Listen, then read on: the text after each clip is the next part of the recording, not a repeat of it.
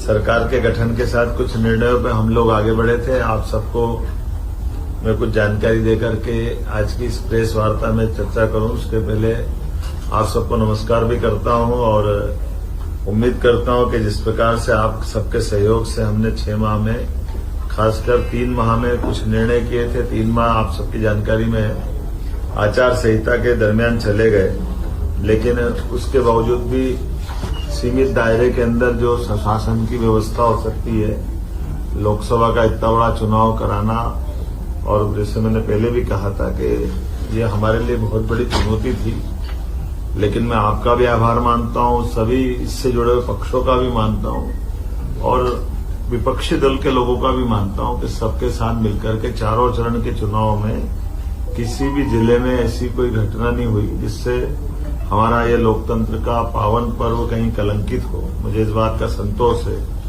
सभी पक्षों ने अपने अपने ढंग से चुनाव का प्रचार किया, अभियान चलाए, अलग अलग आयोजन हुए, लेकिन इनाल सब मिलकर के ये पूरा आयोजन शांतिपूर्वक, जो मध्य प्रदेश की पहचान है, उस प्रकार से ये अपना एक रूप लेके इसने अपना बेहतर परिणाम देकर के संतोष व्यक्त करते हुए, और एक और खास बात, यशस्वी प्रधानमंत्री को भी मैं धन्यवाद देता हूं कि हमारे अपने इस लोकसभा के अच्छे परिणाम के बाद उनने अच्छे से प्रतिनिधित्व दिया है। 6 मंत्री हमारे राज्य से बनाए हैं, जिसमें 3 कैबिनेट और 3 राज्य मंत्री। छठा एल मुरुगन जो राज्यसभा कोटे से आते हैं, आप में से कई लोग जानते हैं, कई नहीं लिख पाए थे, तो मैंने इसलिए बार बार कोट किया है। आज ही मैंने अपने मंत्रिमंडल के साथियों के साथ बहुत सारे मसलों पे अलग अलग प्रकार की पिछली सरकार के समय से लेकर आज सरकार के बीच में और अलग अलग प्रकार के जो हमने प्रयोग किए उसको नीचे उतारने की बात कही है। जैसे हमारा गंगा जल गंगा संरक्षण अभियान चल रहा है, 3672 करोड़ के काम इस दरमियान हो रहे हैं। कल मैं बीते दिन गोल घर गड़ात में एक जल मंदिर में गया था, पुरानी बावड़ी बहुत सुंदर हो गई। ये हमारे मंत्री राकेश जी के क्षेत्र में था। एक संग्राम सागर तालाब बहुत अच्छा हुआ है। ऐसे अलग अलग पूरे प्रदेश में माहौल बना हुआ है और ये अभियान हम गंगा दशहरे तक चलाने वाले हैं, जिसके माध्यम से जल संरचनाएं, पुराने कुएं, बावड़ी, तालाब, नदी, पोखर, जल की सारी संरचनाओं का पुनर्जीवन का काम करने का प्रयास कर रहे हैं। कुल मिलाकर के काम तो बहुत सारे हैं, लेकिन अभी कुछ और उल्लेखनीय कामों के बारे में हमने भी बताया है कि इस सरकार के माध्यम से जितने काम अपन कर सकते हैं, वो लॉ एंड ऑर्डर की दृष्टि से भी आपने देखा होगा कि सरकार ने अपने कुछ निर्णय किए हैं। कोई घटना हुई तो तत्परता से तुरंत गति से कार्रवाई करके सरकार ने अपनी जीवंतता का भी प्रमाण दिया है। सुप्रीम कोर्ट की गाइडलाइन के आधार पर लाउड स्पीकर के ऊपर भी कार्रवाई की गई है। खुले में मांस मछली बेचने का भी प्रतिबंध का जो ऑर्डर हमने दिया है, उसके भी अच्छे रिजल्ट आए हैं। सभी वर्ग ने इसका स्वागत किया है। जहां कहीं अतिक्रमण की शिकायत आई है, अतिक्रमण पे भी कार्रवाई करते हुए कई प्रयास किए हैं। एक उज्जैन में अच्छा प्रयोग हुआ है कि धार्मिक स्थल पर हिंदू, मुस्लिम, जैन सभी इस कम्युनिटी ने अपने अपने देवस्थल को अपने हाथों से हटाया और उसको पीछे किया। ये आदर्श उदाहरण है।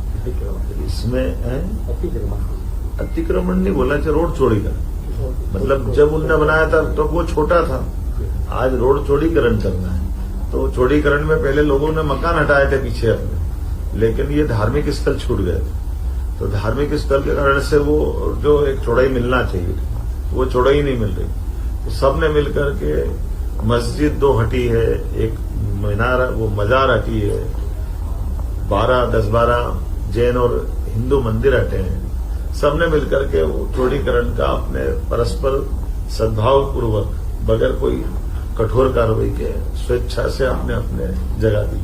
सवाल ले लें। जैसे हमने कहा था कि कोई योजना बंद नहीं होगी और सभी योजनाओं को समान रूप से सरकार चालू रखेगी। लाडली बहना योजना के बारे में भी हमने वही जो दिया गया वचन निभाया है। लगातार हमारी 1 करोड़ 29 लाख बहनों के खाते में अभी तक 9,455 करोड़ रुपए की राशि का अंतरण हमारे द्वारा कर दिया गया है। इसी प्रकार से लाडली लक्ष्मी योजना में 6 माह में 73,880 लाडली बहनाओं के खाते में बालिकाओं के 34 करोड़ की राशि अंतरित की गई।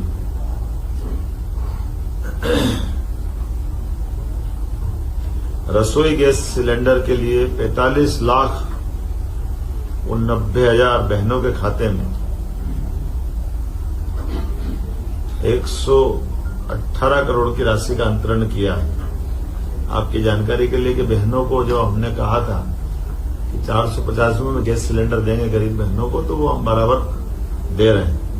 चुनाव में बहुत झूठ बोला गया कि ये नहीं दे रहे हैं। हमने उनको चुनौती दी थी कि बताएं ये पैसे जा रहे हैं कि नहीं जा रहे हैं, और ये मैंने बताया आपको कि 118 करोड़ रुपया उनके खातों में गया है। और छोटी मोटी संख्या नहीं है, 45,90,000 लाडली बहनें हैं जिनके खाते में ये रसोई गैस का सिलेंडर का पैसा गया है। शिक्षा के मामले में जैसे हमारी सरकार ने GVR में देश के औसत से भी आगे अपना स्थान बनाया है, राष्ट्रीय औसत से, उसी प्रकार से नई शिक्षा नीति में जैसे देश में सबसे पहले मध्य प्रदेश आया था, 55 एक्सीलेंस कॉलेज इसी सत्र से पूरे प्रदेश में हम खोलने जा रहे हैं, जिसमें PM उत्कृष्टता महाविद्यालय में उन्नयन में जिस ढंग से काम किया है और इसी से जुड़े हुए 12th पास 75% अंक लाने वाले 90,000 विद्यार्थियों को लैपटॉप के लिए प्रति विद्यार्थी 25,000 रुपए की राशि भी हम लोग देने वाले हैं, जिसके माध्यम से वो गुणवत्तापूर्ण शिक्षा ग्रहण कर सके। उनके जीवन में ये लैपटॉप के माध्यम से नई तकनीक के आधार पर उनकी दक्षता और अच्छी बढ़े। रोजगार, प्रदेश में चुने हुए 11,000 उम्मीदवारों को एक साथ हमने नियुक्ति पत्र दिए थे। 7 लाख युवाओं के रोजगार दिवस के 5,000 करोड़ के ऋण राशि उनके व्यापार व्यवसाय के लिए उपलब्ध कराई है और स्टार्टअप को प्रोत्साहन कर रहे हैं। आपकी जानकारी में कि खनिज से हमारा अपना प्रदेश सरसब्ज है, ऐसे में खनिज के अधिकतम ब्लॉक पूरे देश में सबसे ज्यादा कहीं नीलाम हुए, तो मध्य प्रदेश को भारत सरकार ने लीडर ऑफ इंडिया के नाते से नंबर 1 की स्थिति में रखा। सबसे ज्यादा नीलामी करने में मध्य प्रदेश ने एक अपना विशेष स्थान बनाया। माननीय प्रधानमंत्री ने जैसा हमारे इस चुनाव के दरमियान कैंपेन किया था और MP के मन मोदी, मोदी के मन में MP, हमने सबने भी उनकी भावना के हिसाब से अलग अलग काम को बहुत गति से बढ़ाया था। आपकी जानकारी के लिए बता दूं,